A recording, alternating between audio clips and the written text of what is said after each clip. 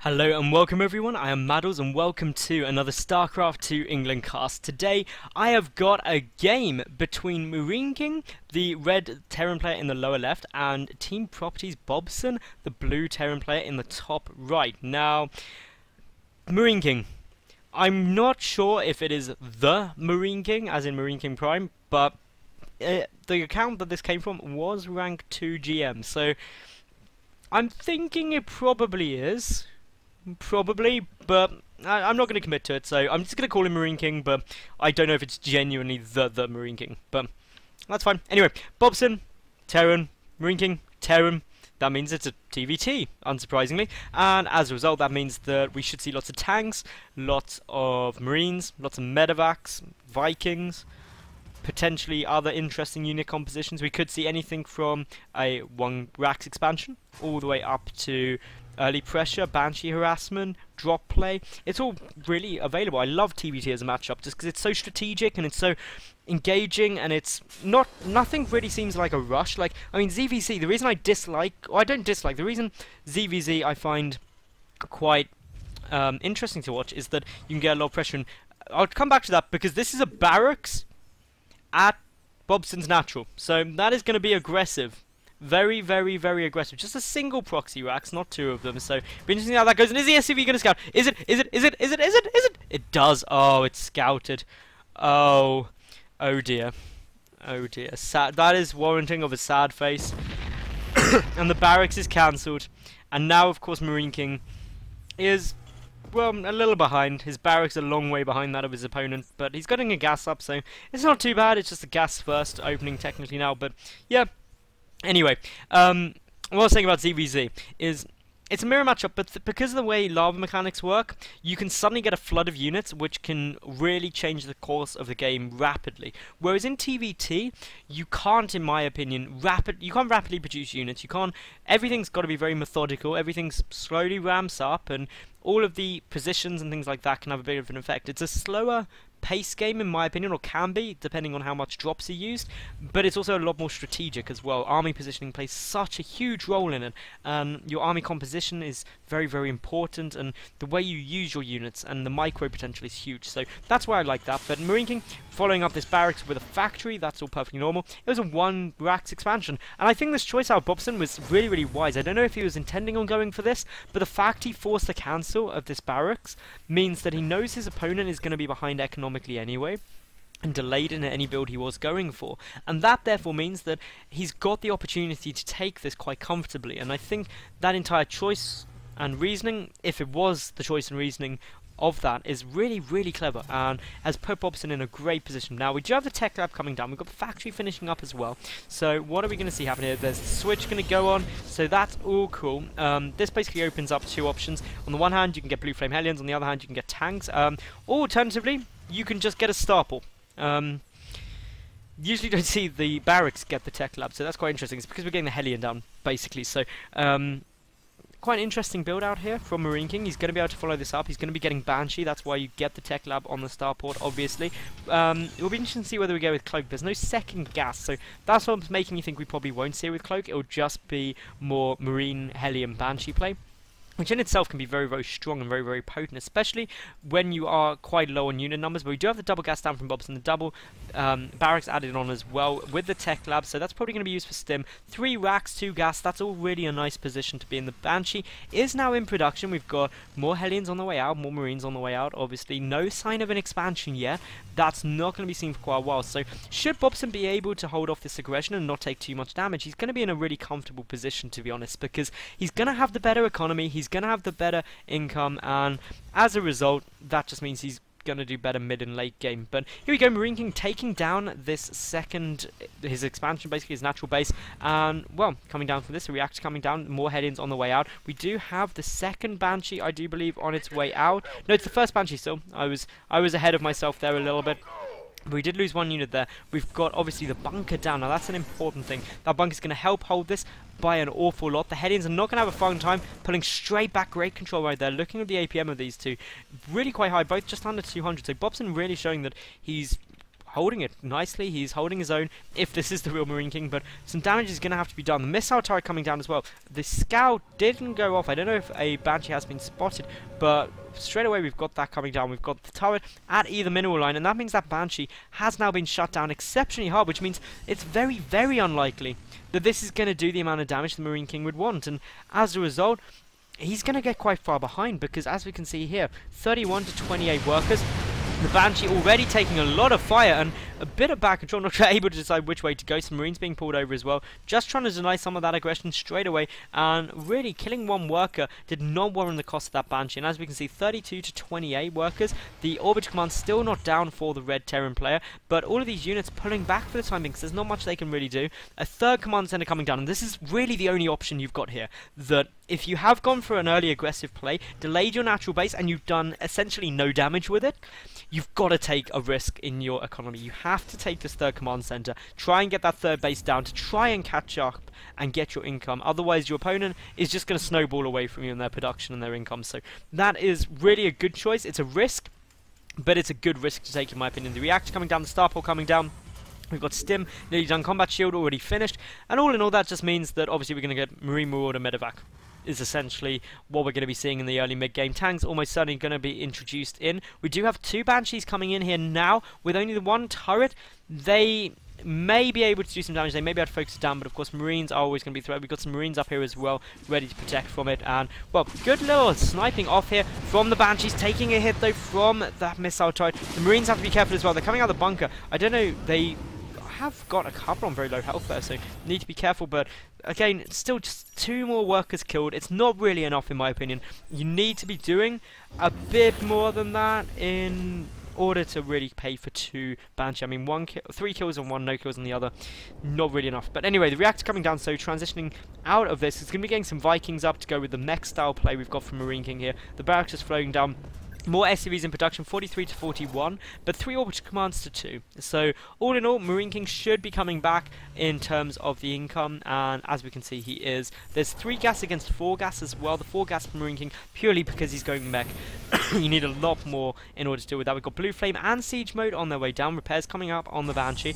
But look at this. This is just a big, big army in itself already, and if you can hit mech before it gets up to sort of a critical mass, it can go pretty badly for the mech player, because especially before they have siege mode and things like Blue Flame, this sort of bioforce with the medevac support can be just oh so strong. And this third base, of course, very, very exposed in itself, and you're spreading your army thin to try and defend all of these bases. So the only thing which, well, I was going to say the only thing we don't have is the command center being built, but we do. We've got the +1 infantry done, the +1 infantry weapons already finished. That's good news. We've got more barracks being added on, the watchtower held, and as we can see, we've got MarineKing having to cluster up all of his units, trying to get in a good defense position. Siege mode nearly finished, Blue Flame nearly finished, so this is actually going to hit as they both coincide, which of course means this third base could take some damage. A great stim up, and all of MarineKing's army is in the wrong position. Is this base going to get taken down? And it does fall, and really now, if I was Bobson, I'd be seriously considering just running away, because you have done great damage there, but it looks like he's just going to go for it, to be honest, clearing up a lot of those Hellions, and unfortunately the tanks will finish it all off. If we look at the loss tab, MarineKing losing a lot more there, and as a result, he is going to be getting behind. That third base loss was absolutely massive. The third base now being taken by Bobson. His income is yet again going to be in a solid spot. He's got just slightly more workers, and he's going to have his third orbital command up sooner, so that is just great, great news for him. He's got more aggression on its way across. The first tank is there. Siege mode isn't done though, so that is only the real advantage the MarineKing has. He is starting to siege up, he's got good siege line, and as a result, Bobson probably not going to be able to do too much here. He's going to run straight away and be like, no. Lifts up though into the medevacs, so may go for a drop straight onto the tanks' heads, and that is a good move in itself. He's going to be able to pick off 2 of those tanks ASAP, and that is good in itself. The Vikings managing to pick off medevacs though, so not really worth it. We do see that the resources lost leveling out there, but Bobson clearly aiming to try and keep this tank number down, because if it gets out of control, he could start running into some problems. We've got the double armory coming down for MarineKing now, so he's starting on his upgrades. Meanwhile, we've got the double engineering bay is down, the armory about to finish up as well. The +1 infantry armor nearly finished. We'll then see 2-2 get started. The third base up and running now for Bobson, morphing into an orbital command. The third base nearly there now for MarineKing as well, so obviously Bobson, I definitely say, is still ahead in this game. He's got slightly better economy, His third base out slightly sooner. He picked off the third base, obviously delaying that. But MarineKing, as this goes on, he's got the supply advantage, and he's also got good production as well. In terms of resource management, MarineKing very, very low on everything.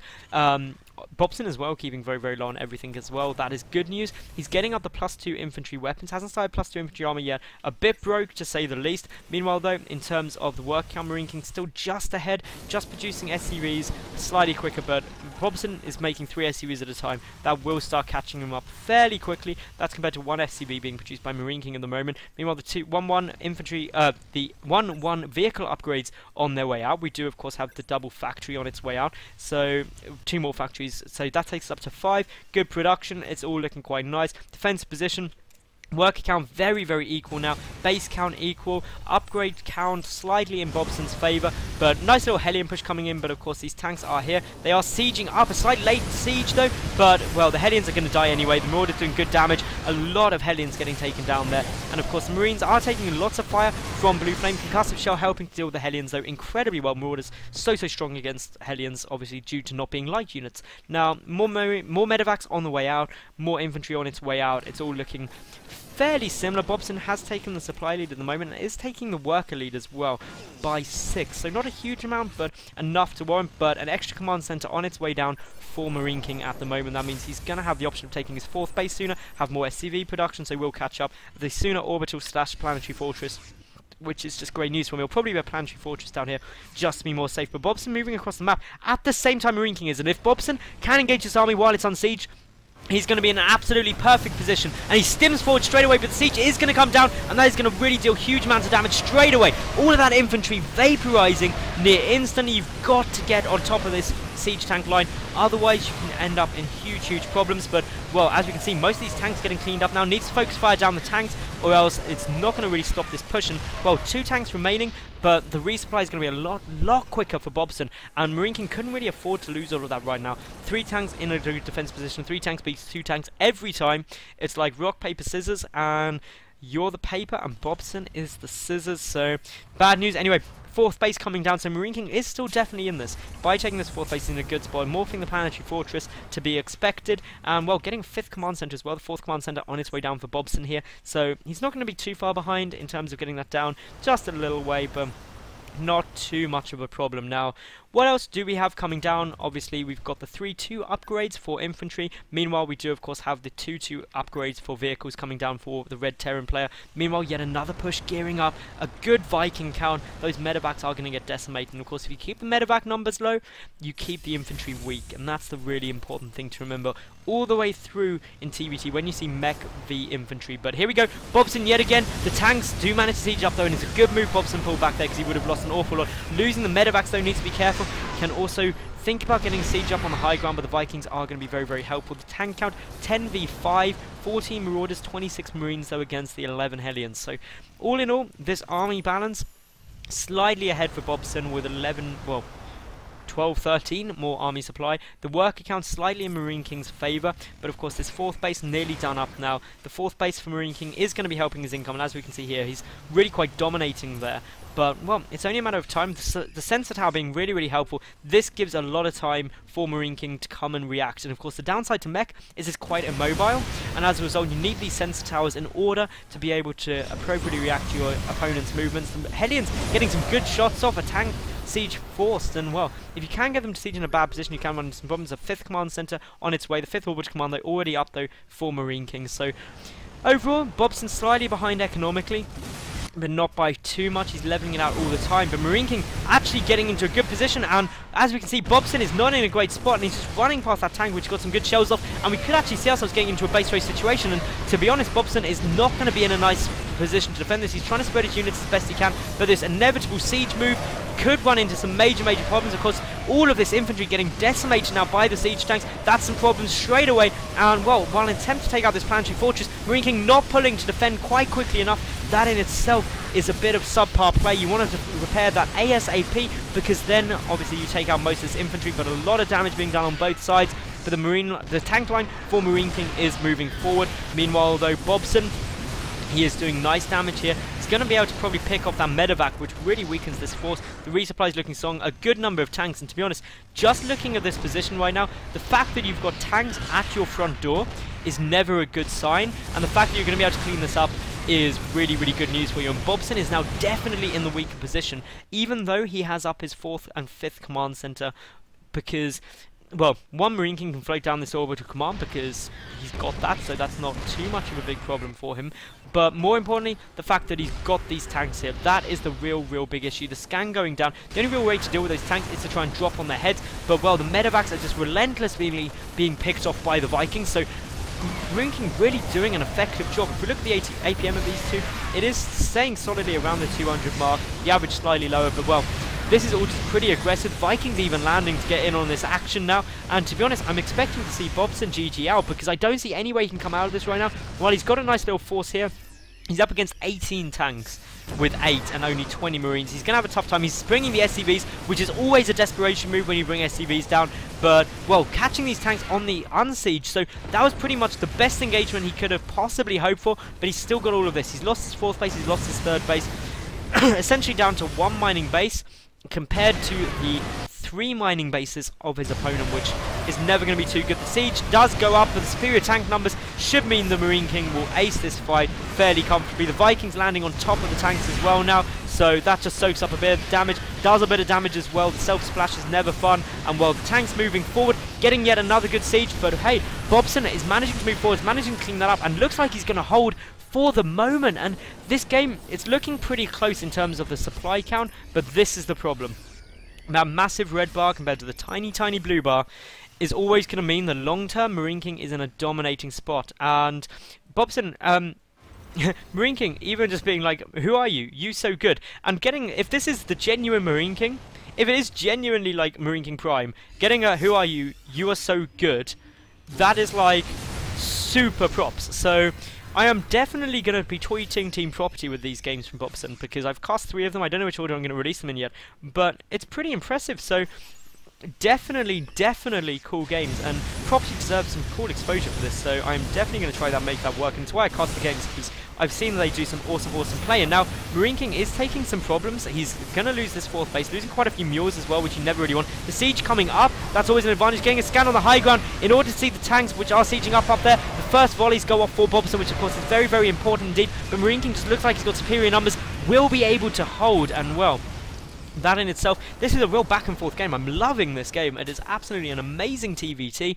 Bobson coming in with just more units, but MarineKing with just so many tanks there right now that it's going to be tough. The siege goes up. Bobson trying to push forward as best he can. He's clearing out a lot of these tanks actually. He does have the 3-2 upgrades compared to what is 2-2. So a slight upgrade advantage on the infantry there. And, well, the infantry for Bobson trying to stay back. He's going to be able to pick off another command center. The repair goes down from MarineKing, trying to do as best he can in order to deal with all of this. And, well, he's got to repair this up. He needs to keep it so desperately. Landing the Vikings just in order to try and do a bit more damage, because there's no medevacs out. You might as well. The tank stays up there with 8 HP. The Hellions coming forward, and are Hellions actually going to get a kill on the tank? They do.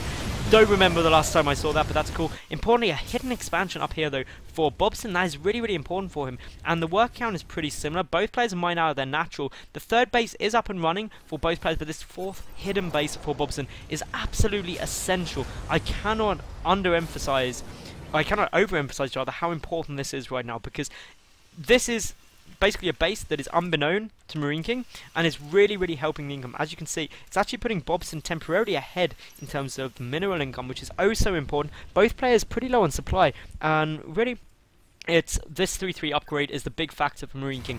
It means that his mech army is completely upgraded, and he does have the upgrade advantage over the infantry. And as a result, as his supply climbs higher, he's going to be getting in a stronger position, and he's going to be okay. But Bobson taking a 5th base now, and that really is really big, because if he holds off this push, which he's had some really clutch miracle holds so far, then he should be fine. He's coming down with a bit of aggression, but it is going to get scouted out by that 1 SCV. That, of course, means the MarineKing's going to start moving forward, but stim forward, not going to be a good engagement, so Bobson pulling back, trying to make sure he engages effectively. The Blue Flame Hellions, though, doing huge amounts of damage. 25 damage per hit to these Marines is pretty huge, and of course you're seeing just how much is being done here. They're cleaning this up. Bobson really in a lot of trouble now. His tank count non-existent compared to the 16 tanks of MarineKing, and well, even with a good income, you've got to be careful. This watchtower being held, a stim forward, trying to pick up some damage, but not going to be a good engagement without the medevac support. Stimming too much is really a big problem because your army just gets so low on health points. But well, as we're seeing, we've got, well, good engagements from pretty much everyone coming down here. And, well, the 4th base is now going to get taken out by Bobson. But, of course, he's got this spare hidden base, which MarineKing still does not know about. But at 50 supply behind, Bobson is going to have a real tough time holding this. But he's going to take out this 4th base yet again, and with no defenses here at all. He may actually get the orbital command as well. It depends whether he chooses to focus it down. But instead, running forward, going to try and take out the tanks ASAP. And if he takes out the tanks, he could get the 1st base as well. But, well, looking at just the tank line, there's still 2 tanks up. The Marines are trying to stim forward as best they can. Need to take it out ASAP. That 1 tank surviving, though, looks like it's going to be enough. And I think that's going to be GG.